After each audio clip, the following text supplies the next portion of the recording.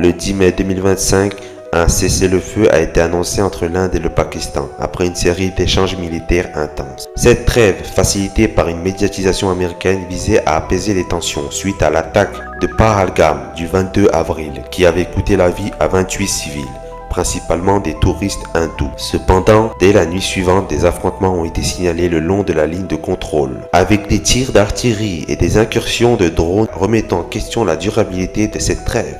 En réponse à l'attaque de Pahalgam, l'Inde a lancé l'opération Sindoor, ciblant des camps militaires au Pakistan, notamment ceux liés au Lashkar el-Taiba et au Jaish-e-Mohammed. L'Inde a affirmé avoir éliminé plus de 100 militants lors de ces frappes. Le Pakistan a riposté avec l'opération Banyan el-Marsour, frappant plusieurs villes indiennes dont New Delhi. Cet échange a marqué la première utilisation à grande échelle de drones armés entre deux puissances nucléaires, qualifiant ce conflit de première guerre de drones de l'histoire. La communauté internationale a exprimé son inquiétude face à cette escalade. Le G7 a fermement condamné l'attentat de Pahalgam et a frappé à la retenue de la part de deux nations.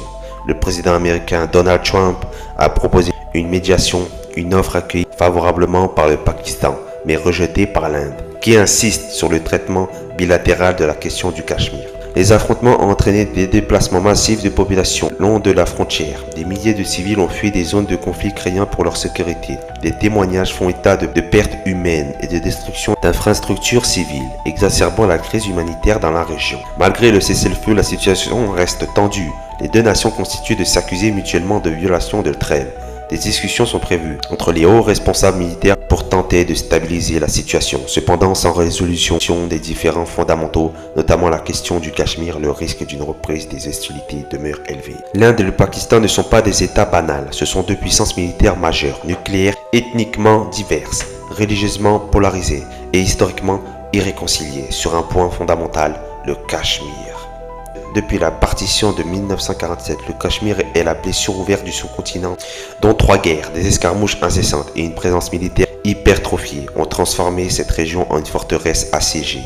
Mais aujourd'hui, avec la prolifération technologique et les réseaux asymétriques, le conflit dépasse les simples frontières. Cela n'est plus une ligne de contrôle, c'est une ligne de fracture mondiale. L'équilibre stratégique entre l'Inde et le Pakistan repose sur une dissuasion nucléaire mutuelle, mais cette dissuasion est asymétrique.